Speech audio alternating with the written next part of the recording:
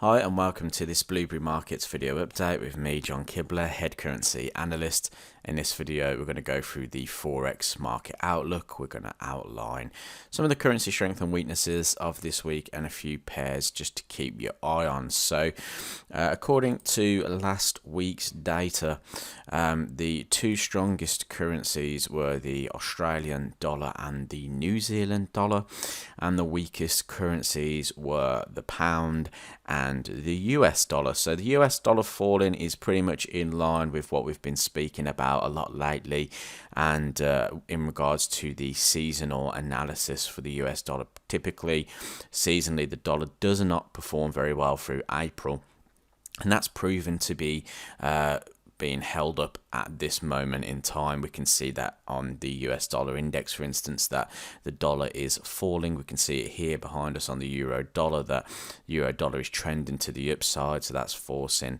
so that's showing us that dollar weakness there. So basically, just looking at the sort of strength and weakness this week, what I like the opportunities, the potential for the Aussie and New Zealand US dollar trend to continue, and potentially looking to trade the New Zealand dollar against something like the pound. But also I'm going to take a look at Aussie versus the Canadian dollar as well, because the Canadian dollar has been falling quite a lot recently. The previous weeks, I'm pretty sure it was showing us that it was very, very strong, and now it's dropped completely. And with the Australian gaining strength, maybe we can see some Aussie CAD upside as well. So let's go quickly take a look at these charts. I'm going to start off with Euro US dollar as usual. Now, Euro has dropped slightly in the strength and weakness side of things, but if we expect the dollar weakness to continue, we should expect some further upside. And in our Forex market wrap, we identified that there was some opportunities to potentially buy. And the reason why we're looking for the buying opportunities is because really we have a nice little uptrend here. We have price making higher highs. So what I would be expecting is price to pull back into this previous structure area. We looked at the volumes, we pointed out a volume level through here, and I'm expecting the market to potentially trade from that point. So if I just go down into the 4-hour time frame, essentially what I'm saying is price should come back down into this zone here.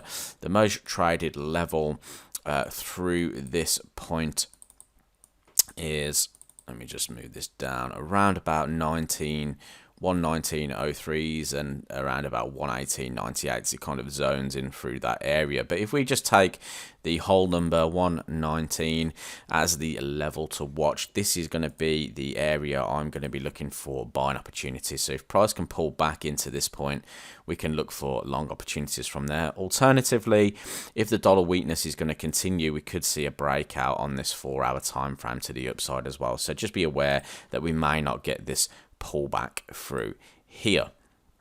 Going on to Aussie then, so Aussie US dollar I like a lot just because of this weekly time frame as well.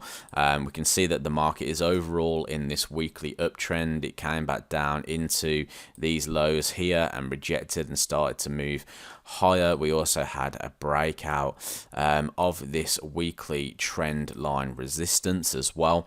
So adding all this in together, it's looking quite bullish here for the Aussie US dollar, and we can see that if this is going to be a phase 1 on the weekly time frame, we should see the daily making higher highs and higher lows, which is what we actually can see. So if I just zoom out a little bit here and just draw in some lines, we can see that the market double bottomed here.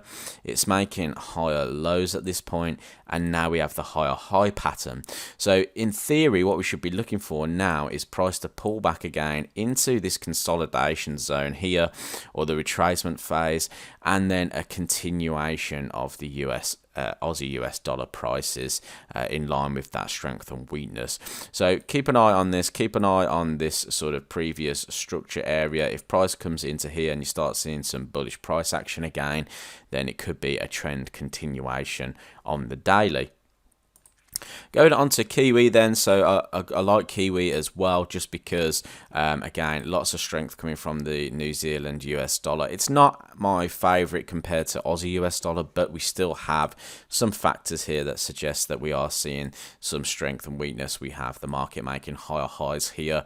We are in a previous supply zone. Now, we looked at the buying the breakout last week, which worked out really well, but now we're back in this supply zone. We could see a little bit of a pullback before seeing that continuation up through there, which leads me on to pound Kiwi actually. Considering the fact that pound was the weakest currency last week, Kiwi was one of the strongest. We see this market making a little downtrend here where the daily is making lower lows and lower highs. Now the market is pulling back. We could anticipate a short-term move into this area here, so it looks a little bit better on a 4-hour time frame. But if we were looking at this area around about 194.70, somewhere around there, or we could even again look more towards the whole number of 1.95. Just through there, we can see that this area through here could be a nice little area to look for shorting opportunities. So if price was to climb all the way back up to this point, form a double top pattern or something like that on the 4-hour time frame, we could expect some further downside to this market. Finally, going to jump onto Aussie CAD. Aussie CAD could be another market that could trend higher due to the strength and weakness. The market was in a tight trading range. It's broken out of that tight trading range now. It's making higher highs. Could we see the trend continue from this area through here? Lots of buying from down at this point in particular. So this could be a nice little demand zone just through here. Okay, so if price was to come back down into around about 0.96, that could be a good opportunity to start looking for some long opportunities as well. Okay, so keep an eye on these charts this week. These could be the ones that are going to be trending the most. Hope you enjoyed the content last week, and I'll speak to you soon.